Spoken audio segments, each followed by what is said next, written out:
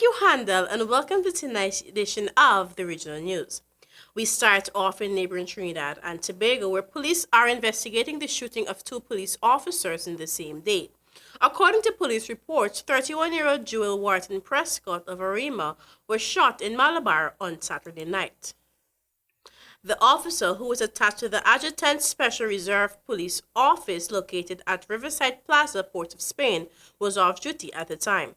Police say the incident occurred around 10:20 p.m. as Wharton Prescott was driving a white Corolla in Malabar. She was accompanied by 36-year-old Ayana Attal. Reports indicate that as they were proceeding east along Lennox Yearwood Carriageway near Bellbird Avenue, Malabar, a vehicle pulled alongside them and the occupants opened fire. Wharton Prescott was shot in the abdomen and left hand, while Attal was shot in the right leg. Hours before this incident, another off-duty police officer was shot in Arima. Corporal Fox, who is assigned to the Northeastern Division Emergency Response Patrol, was attacked in a robbery in the Pinto district on Saturday morning. Reports indicate Corporal Fox had gone to a mechanic's shop at Righteous Lane, Pinto, when he was ambushed by three men, all of whom are known to the police.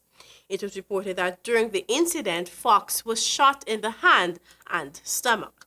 They also took his gold chain.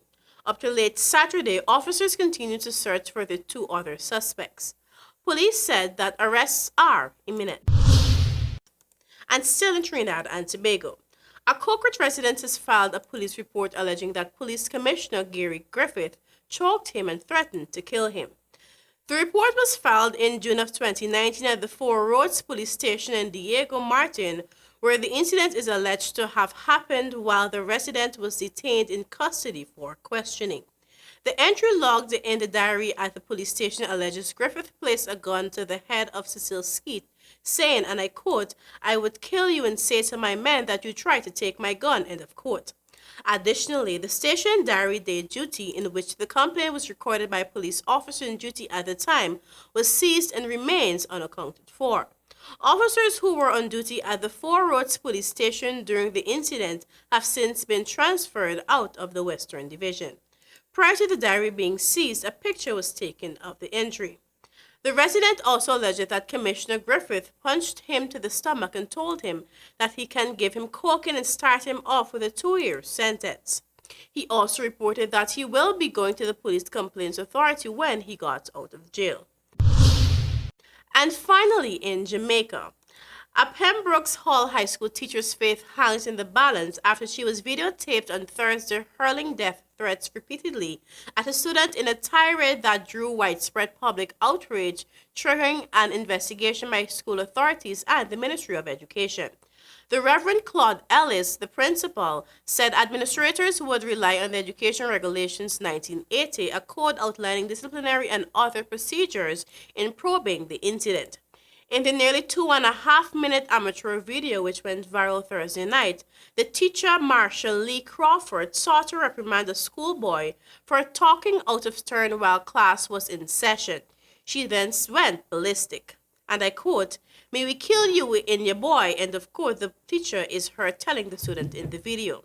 In response, the student is alleged to have raised his voice at the teacher, further infuriating her. And I quote, "Where you shout after me fa? Me look like your mama," end of quote, she asked. The boy later responded, asking the teacher why she was referring to his mother. The enraged teacher threatened to assault and kill the child. The student was subsequently chased out of the classroom.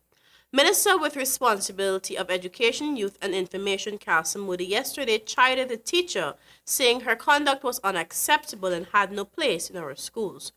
Reports are that Thursday's incident was not the first time the teacher had made such outbursts. The Jamaica Teachers Association has described the incident as unfortunate. And that's it for Regional News this evening. Back to you, Handel.